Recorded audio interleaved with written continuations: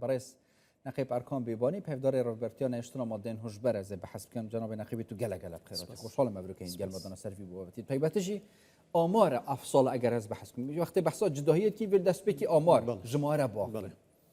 افصال چند بازرگاناتی ندست سر کردن جداش سالن در باز بوی خوشحالی و رژه آلودبون مادن هوشبر کیم لهاتی الدفاع جماره بردست بله طبيعي هل لقل بيكناني او كابيني نوعي حكومتي هرمي كردستان اما للاين رزار مسرور بارزاني وسروك حكومت بيال بشتيه كي تواو كراين وبهموش بال بشتي كراين حصان بدارشني استراتيجيتك بو او بتوين ريغريه كي تواو بكين لبلابونوي ماده هوشبر لهرمي كردستان بو استراتيجيتك من دارشتو كارمان نسريك ولدنا انزامي او استراتيجيتك كدارجرا در انزامی زور باشه بتوانی من بلاوبنوی ماده هوش بر رابگرین ام استراتژیش او بو کا اما کارمان کرد لسر او سرچاوی هنانی ماده هوش بر وشک بکن یا خود به شوی گتر بیلم خلصای برزگیرکنی بازرگانان و به شوی کی زنجیری واتا هر کسی که دزگیر دکرد و دوای او تا بتوانی سرچاوک لبنرته وشک بکن يعني النمونه زندية توصل شد مهنا والله بنمونه بازرگان بقرد بد دي فيرا دي افا بيتري بت و زانياري جوار قرتينا زنجيره كبازرگان بله والله ده تايملاين بدهان تور من لك هلوشان دو يعني او توري سرزمي اندام مكاني هر لنا اخوي هرم كردستان تاوكو خواري عراق بقرد تاوكو دروي خاك هرم كردستانش اما هما هنگي باش من هبوا تواني معنا للرجاي او هما هنگي كلقل حكومتي فيدرالي درست ما كردوا چەندین بازرگانی نێودەوڵەتی لە دەرەوەی خاکی هەرێمی کوردستان دەستگیریان بکەین و بیان هێنەوە دادگاکانی هەرێمی کوردستان و عراق هەیە مثلا تو بوومە بەحسکی زانیاری ئەگەر مثلا بەردەست بێت یانژی ئاسایی بێت بەلاحترین بازرگان مادەن هوشبەر یەکیریە بیە چەند بڕۆ مادەن هوشبەر وێ بیە هەرێما کوردستان من دەمێ ئەوە لێرەدا ڕوون بکەمەوە هیچ مادەیەکی هۆشبەر سەرچاوەکەی لە ناو خاکی هەرێمی کوردستانی واتە لە هەرێمی کوردستان نە کارگەی مادەی هۆشبەر بەرهەمی کەپتاگۆن و بڵێ نە هیچ زۆرێکی مادەی هۆشبەر بەرهەم هاتووە و خراوەتە بەردەستی بەکارهێنەران نا بابلين بشوي تاندنيش بوني هبوا اگر هش بو بيت اما زود اسمان بسر اگتو نمان هشتو بلا بيتوا او كي بحث كارجه دروس كنا حتى حبل كابتاغون بلا هو هبو بلا هو هبو كارجه كاندانا بلا خوشبختانه برلوي او كارجه او ماده هوشبراني ك دروستيان كردبو برلوي بكيت دسي بازرگانان و بكيت دسي خلقي دسي بسر اجرا كارجكش دستي بسر اجرا و تاوانبارانيش سزای تندرا يعني صدوسات نكتش كارجه توصل چه حول نساجين لهرمي كردستان به هیچ شوك تاوكو امرو هیچ کارگیک و هیچ کلگیک نبوده ماده هوشبری تیدا دروز بکرید تو بخریت بردسی بازرگانانی ماده هوشبر. وقتی زانیاری هن العراق پاچا کارگیت صهنه. والله بپی زانیاری کن لوی حول هبو بود دروز کنی کارگا و حول دراو کارگا دابنریتن و کار لسر او بابته کراوا. اما بشوی کی تر بابلین اما هل صاین بوی کوا هماهنگی کی زور توک مدروز بکن یا خود شوازی چی بابلین ناوندی بکار بهنین هەما هەنگیمان زۆر باش بوو لەگەڵ پاسەوانی سنوور لەگەڵ دەواازە سنووریەکان لەگەڵ فڕۆکەخانەکان و هەڵساین بە ئەنجامدانی چەندین خۆل تاوەکو بتوانن ئەو مادانە بە ئاسانی دەستنیشان بکەن و بیان ناسنەوە و بە شێوەیە کارمان کردووە کە ڕێگریەکی تەواو بکەین هەڵساوی بە ئەنجامدانی سمینار لە زانکۆ لە پەیمانگە لە قوتابخانەکان خەڵکی هۆشیار بکەینەوە لە شێوازەکانی توشکردن یاخود ئاڵدەکردن بە مادەی هۆشبەر و هەروەها ئێمە کۆمپانیاکانی گواستنەوە بەڵێ ناممان لێوەرگون تاوکو نەبن بە هۆکارێک بۆ گواستنەوەی مادەی هۆشبەر لەبەرەوەی هەرێمی کوردستان هەڵکەوتە جوگرافیەکەی وای کەوتۆتە سەر ڕێڕەوی ترانزیتی جیهانی مادەی هۆشبەر ئێمە تەنها لە ساڵی 2023 سێ تەن تەنها یەک جۆری مادەی هۆشبەر دەستمان بەسەراگرت لە سەرتاسەری هەرێمی کوردستان تەنها حەبی کەپتاگۆن سێ تەنی دەست بەسەرداگیرات لەلایەن بەڕێبەراتی نێشتنی مادە هۆشبەرەکان و بە هاوکاری گشت دەستگا ئەمنیەکانی تر ئێمە تەنها ئەوە یەک جۆری مادەی هۆشبەرەکەم بۆ جەناب باز دەکەم بەڵێ کە ئەوە هەوڵەکان ئەوە بوو بە شێوەی ترانزیت تێ بپەڕێنرێت جا گواستنەوەی مادەی هۆشبەر بە شێوەی ترانزیت بە چەندین ئاراستەیە مەرجنێ بێک ئاراستە بگوازرێتەوە ئێمە زۆر بە وردی کارمان لەسەر کردووە زانیاری هەواڵگری وردمان لەسەر کۆ کردوونەتەوە بەر لەوەی ئەو مادە هۆشبەرە تێ بپەڕێنرێت کارێ بەس ئەس حەزکم جەناب ناخێبی ئەس ژمارەشتە وەربگرم ئەف ساڵە مثلا بەڵێ زخمترین بازرگان ماده هوشبر یکیری بیا و گرتی چه تورک و جیگ و کریه چند ماده هوشبر دست پرداخت بله یەکێک لەو تۆرانە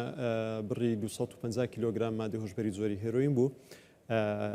کە دەستمان بەسەرا گرت تۆڕەکە سەرجەمی ئەندامەکانیان دەستگیرکردن و ئەو مادە هۆشبەرەیە لە دەروی وڵات هێنرا بوو هەوڵ دەدرا بە شێوەی ترانزیت تێ بپەڕێنرێت و بەشێکیشی لە ناوەخۆی هەرێمی کوردستان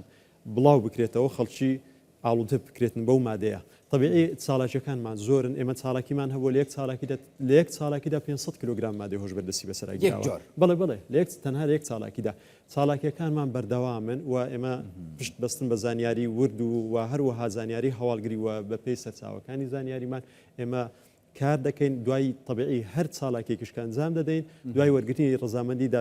دادوەری لێکۆڵینەوە اینجا ئێمە هەڵدەستین بە ئەنجامدانی ساڵاکیەکان چه تشتكى وجدت كتش حكومتها عراقي باشور ونافراساي تشكي ابخوجيد بيجن هين وكي قهرمان شورت يعني هين بطل في بوريدو چه تشتكى وقت كتاب بطل يعني هين جدابن شويري بنمونا يعني او نمونا بري كان بحث كي قالوا دابوه زندان درت كيف بتا بازرگان الفيري چوا تعامل قلبي بابات تكرينم طيب تجي شياندنا قالوا دابوه اما اواني كلاي اما دزگیر دەکرێن دوای ئەوەی کە ئازاد دەکرێن ماوە پەیوەندیان پێوە دەکرێت و بانگێش دەکرێنەوە پشکنیان بۆ ئەنجام دەدرێت و ئاگادار دەکرێنەوە لە شێوازەکانی خۆپارێزی تاوکو جارێکتر ئاڵودە نەبن بە مادەی هۆشبەر کە ماوە پشکنیان بۆ ئەنجام دەدرێت مەبەستی ئەوەی جارێکتر نەگرێت سەر بەکارهێنانی مادەی هۆشبەر و ڕێنماییان پێدەدێت و سزاکانیان بۆشی دەکرێتەوە کە کاتێک کە کەسێک ئەگەر بێت و بازرگانیان کڕین فرۆشتن کا سزاکەی زۆر توندا بۆیە ئێمە هەوڵمان داوە بە شێوەیەکی ورد کار بکەین و جیاوازەکەی ئێمە لەگەڵ حکوومەتی فیدرالی ئەوە ئێمە توانیمانە سوورەکان تونند و تۆڵتر بکەن تۆڵتر بکەین دەواازە سنووریەکانمان تونند و تۆڵتر بکەین و فڕۆکە خانەکانمان و گرنگترین خاڵ کە ئێمە توانیمانە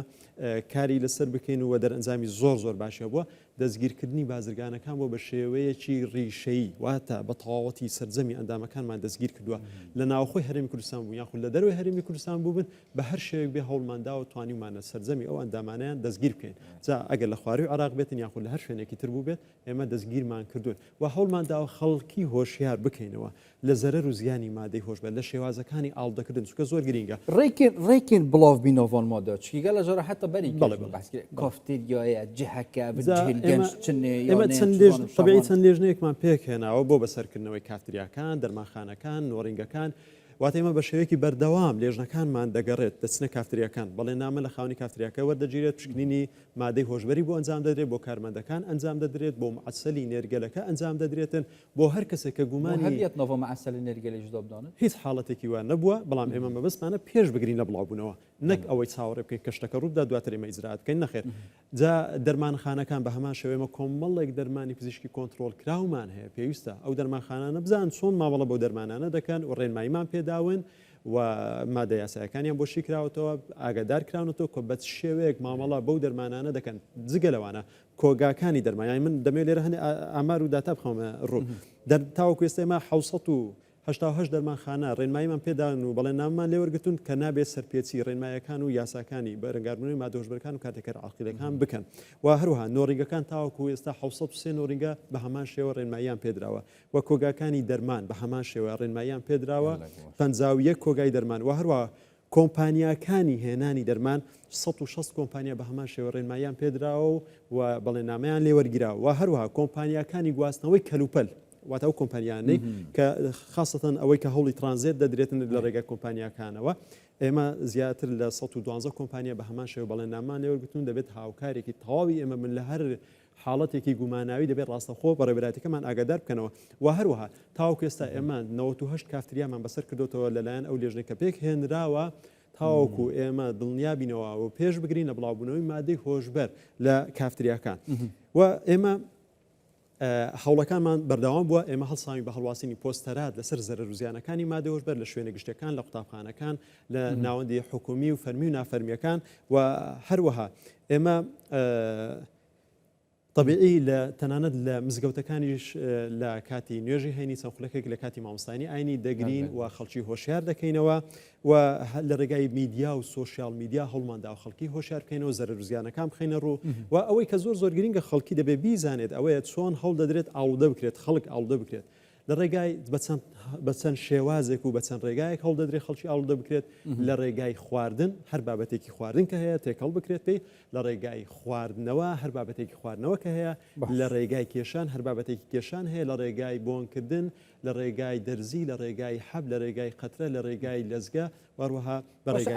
هین هەمیە وێتشێن لە هەرێمەوە کوردستانی طبعا هەماهەنگی حتى گەل حکوومەتە عێراقی بەس بۆ حکوومەتە عێراقی بخونەشێت وی کاری ئەنجام بدات طبیعی ئێمە يعني ما بەستە من ئەوە